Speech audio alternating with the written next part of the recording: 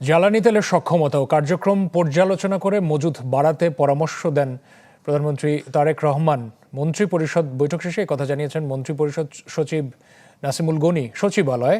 আরেক সংবাদ সম্মেলনে তথ্য ও সম্প্রচার মন্ত্রী জানিয়েছেন জ্বালানির সংকট মোকাবেলায় অর্থমন্ত্রীর নেতৃত্বে একটি কমিটি গঠন করা হয়েছে।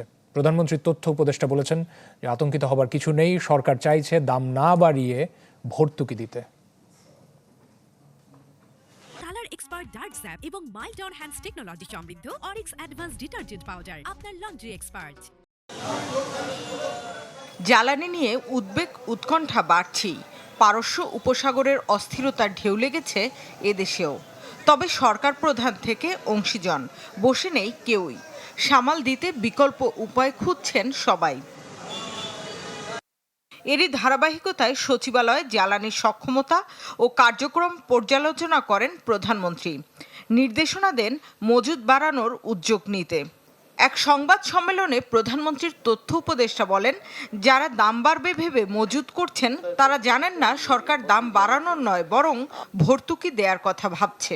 পাম্প মালিকদের উদ্দেশ্যে বলতে চাই, তারা তো আসলে স্টোর করার যদি প্রবণতা কারো থাকে, তারা মনে করছেন যে দাম যে কোনো মুহূর্তে বেড়ে যাবে।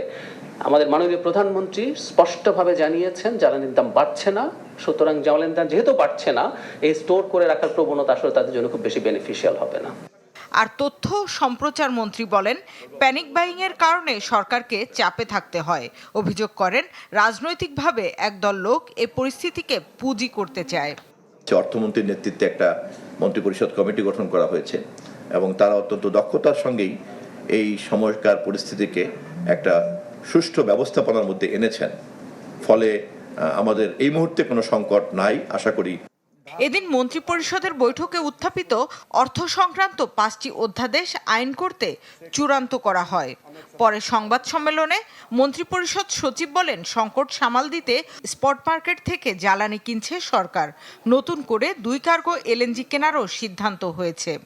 সরকার আগামী খুব শীঘ্রই যে প্ল্যান নেওয়া হয়েছে তাতে এই রিজার্ভটা আরও বড় করার চেষ্টা করা হচ্ছে, যাতে আমাদের জ্বালানি, আমাদের মূলত ধাক্কাটা আসে জ্বালানির ক্ষেত্রে এবং সারের ক্ষেত্রে, যে ওয়ার টুয়ার হলে।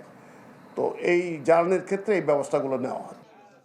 বর্তমানে দেশে 1 মাসের জ্বালানি মজুত রয়েছে বলেও জানান। তো এখন পর্যন্ত রিজার্ভ সাফিসিয়েন্ট রয়েছে। শামীমা সুলতানা, চ্যানেল 24, ঢাকা।